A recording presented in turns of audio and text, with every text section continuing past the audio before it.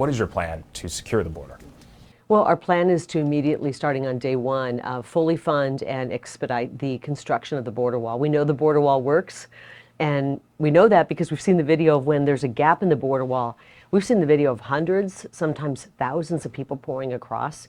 So we want to get that border wall filled in and built from the Gulf Coast to the Pacific Ocean. And that's going to be something we expedite. And then we're going to go back to some of the policies that worked so well under President Trump. Remain in Mexico. No more catch and release. And we've found out, and President Trump mentioned it, he sounded the alarm. He said Venezuela is emptying their prisons, emptying their insane asylums. That's been confirmed by DHS. And we need to get these dangerous people out. The people who've poured in during the Biden invasion have not been vetted. And that means Kamala Harris is allowing people in that are dangerous to the people who are here, to the American citizens living in Arizona and other states. So we're going to make sure that we work to get the people who've poured in during the Biden invasion sent back to their homeland in order to save our homeland. So we'll start repatriating people back to their homeland, send them back to their families, and then we can work on building up Arizona and our country. On the same note, we need to start confronting the cartels.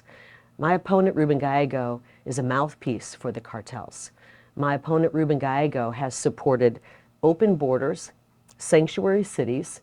His idea of taking care of the border is pumping more money into NGOs, the same NGOs that are taking people who cross over and hauling them into our airports, sending them to a city near you.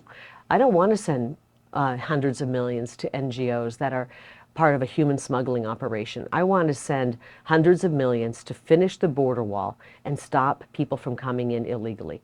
Listen, I want to have legal immigration. Our country largely was built upon it.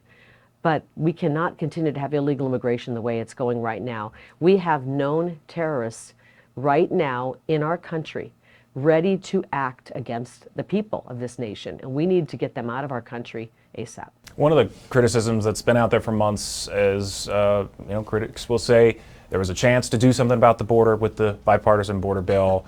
Republicans voted against it, and they would rather play politics than do something to address the issue. What's your response to that? Well, certainly, Ryan, you've looked a little bit into what that legislation was all about, I hope, and realized that it really wasn't about securing the border. It was about cementing into law this absolutely abject failure of a border plan by border czar Kamala Harris, the one that has allowed for the invasion. It was going to codify that into law so that when President Trump gets into the White House, I get into the Senate, we wouldn't be able to do anything to stop this invasion at our border. That was really a huge spending plan to send $115 billion overseas to kill people, disguised as a border act, a border legislation. We don't want a piece of border legislation that's really about funding the military-industrial complex. We want border legislation that actually secures the border. I don't want to have to watch another young person die from fentanyl poisoning. I don't want another mother to mourn the loss of a 17-year-old son or a 20-year-old daughter who died because of the weapon of mass destruction that these cartels, the cartels in Mexico, are pushing into our country. And we've got to confront these cartels, take on this fentanyl crisis. It is a literal weapon of mass destruction, killing 100,000 young people, your age and many times younger, every single year in America. That bill did nothing to stop it.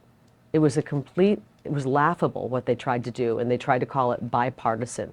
It was really meant to help Ukraine continue a war and protect their borders and their pensions while it did nothing for our border. When it comes to crime outside of addressing immigration, what would be your stance and your plan to address crime in America outside of immigration? Well, it's hard to separate crime from the border, because so much of the crime being committed right now is being committed because we've had a wide open border. And you recognize that when you see this new type of crime, migrant crime, on American citizens. A mother of 5 murdered by a man who shouldn't have even been here. A young nursing a student out of Georgia named Laken Riley, who's out for a morning jog, doesn't know that she's passing a crazed criminal rapist. She doesn't even know. She's expecting our government to protect us, not let these criminals pour through. She gets raped, bludgeoned, and murdered. sexual predators. So they're There are taught. certainly examples of that, and you talked about. I'm not okay with any of it, and I hope you're not either. I'm not okay with one criminal coming across. And right now we have prisons being let out. And when it comes to other types of crime, you're saying maybe Other types of crime caused by the border. Not caused by immigrants who are here illegally, who crossed illegally. 100%. We got a ton of Crime crime. outside of that. We have a ton of crime. When it comes to crime in general, gun crime is something that a lot of folks are concerned about. What would be your plan outside of the immigration? Look at the crime in Tucson. Look at the boarded up buildings. Look at the crime being committed in Phoenix.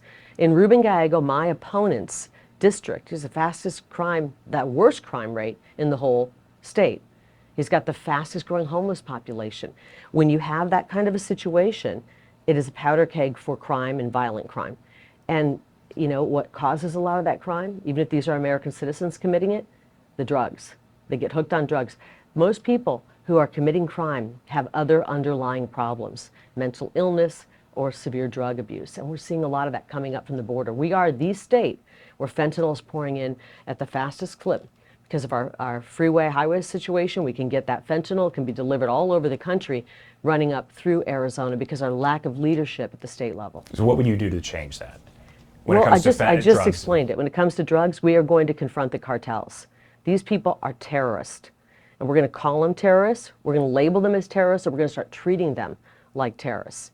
No more allowing them to control our state. They're in control of our border. I'm not okay with that. So you would label them as terrorists to kind of raise the profile, but Absolutely. what else would you do? And then we can go confront after cartels? them as you would go after them with the terrorist organization. You have much stricter laws, and you can go after them in a much harsher way. This is a national security crisis that we're facing.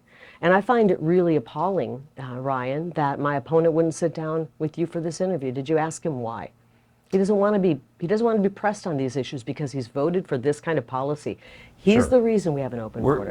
It's another reporter who's covering Ruben Gallego. I understand that he has not agreed to sit down and At do this that. point, no. Yeah, there's conversation happening. Does it make you should wonder happen. why? Why do you think that is? I think he's afraid to answer for his dismal voting record. He's voted with border czar Kamala Harris, which has caused this wide open border.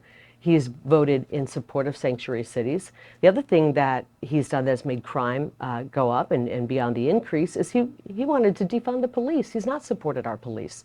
He was the one who co-sponsored the George Floyd legislation, wanted to get rid of the filibuster to pass that. And then he was in that piece of legislation. It was to defund the police and to get rid of qualified immunity. Do you know what that means? Qualified immunity is. Do you know what that is? It's when officers have a base layer of immunity for the actions they take while they're on the job. So that they can be free to make a human mistake when they are confronted in a split-second Sure. decision, and sometimes it doesn't go right. Imagine if that was gone. Our police would never feel comfortable to Sure. even hold their weapon to protect themselves. And we would have absolute, if you think we have lawlessness now, it would be absolute lawlessness. Well, and so we're going to make sure we support that. Ruben Gallego is absolutely a cop hater. He has marched in defund the police rallies next to a sign that reads, "All cops are bastards." Can you imagine that? I think that's a That's a disqualifying feature of Ruben Gallego. Well, on the topic of police, I want to get your reaction because you're very pro-police, you're very pro-first responders. The Arizona Police Association endorsed former President Trump, but then went around and endorsed Ruben Gallego in this race. What's your reaction? I'm not worried about that. I have the vast majority of, I have the Fraternal Order of Police, I have the PPSLA, I have Arizona AZ Cops, I have numerous other police agencies have endorsed me. I get why they may have done it. I think it's political because they are facing right now an absolute tragedy when it comes to the Phoenix Police Department of the DOJ and their heavy hand coming in and taking over our police department, which would cost us millions of dollars that we couldn't then put into law enforcement. We'd have to pay them. We would also have to be bogged down with more paperwork than any human being should be bogged down with, and it really makes it ineffective to do police work. So I think they realized that in order to get Gallego to do something, they needed to do that. And unfortunately, he hasn't given a damn about our police officers all this time. It took that for him to finally write a strongly worded letter to the DOJ. And it's really despicable. He's ignored our police for 3 years, not just ignored them. He has absolutely been an abject failure when it comes to protecting our police officers, which means protecting our safety on our streets. And so, I saw just recently a poll of all the police officers in the state who were polled. Over 85% said they're voting for me, and they think that Ruben is a failure. When it comes to the economy, that's another huge issue right now.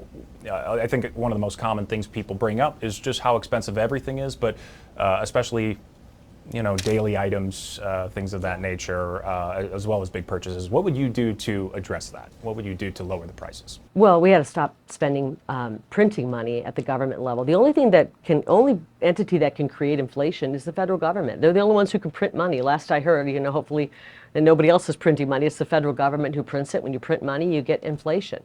And then at the same time that they started printing money and opening up the border, they actually shut down the Keystone XL pipeline and caused energy prices to skyrocket right when they got into office. And that caused everything to go up in price. So we're going to reverse all of those disastrous policies that Kamala Harris and Joe Biden put into place and that Ruben Gallego marched right along with. We're going to redo and we're going to rescind those and go back to that strong energy policy that President Trump had. And that's going to help bring the price of everything down. And then we're going to, as President Trump says, drill, baby, drill. And at the same time, when we start sending the people who've poured in during this invasion back to their homeland, that's going to free up a lot of housing. It's going to help bring the price of housing down because it's a supply and demand issue right now. If you bring 18 million people in and you don't have the housing, then all of a sudden the housing you do have, the prices spike up. What would you do to incentivize more housing, additional housing being built to further address the housing crisis? When we start sending people back to their homeland, we're going to have a lot more open inventory. We want to help bring our insurance or our interest rates down. They've more than doubled, almost tripled under Harris and Ruben Gallego.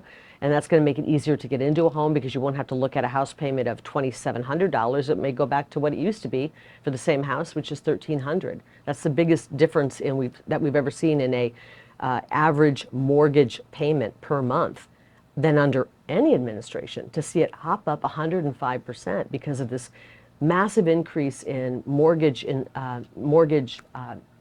rates. So we got to see those come down.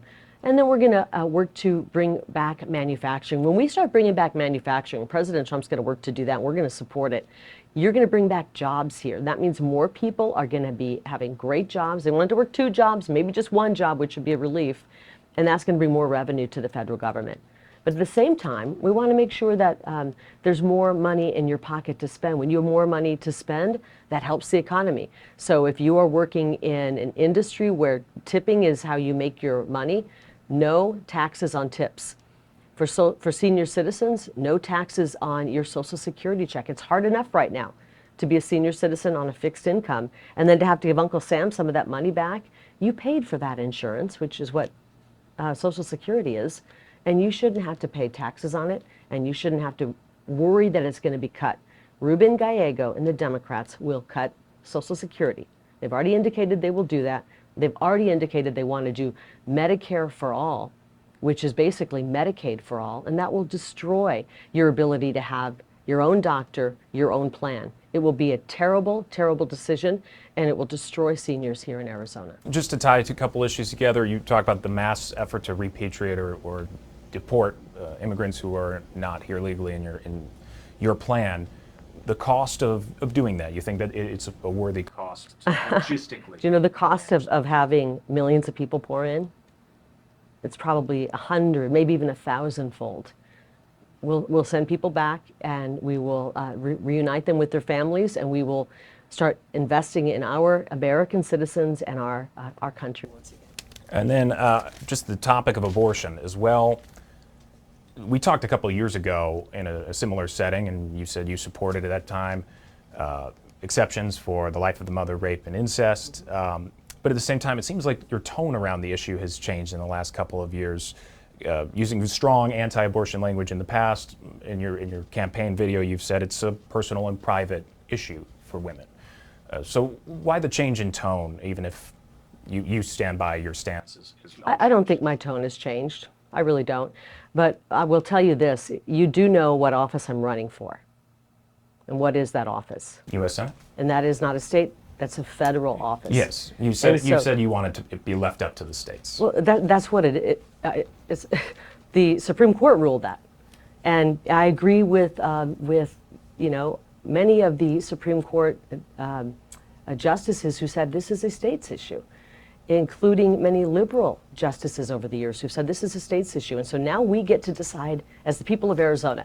Arizonans are going to decide this issue in November, and I trust Arizonans to make that decision. I'm running for federal office.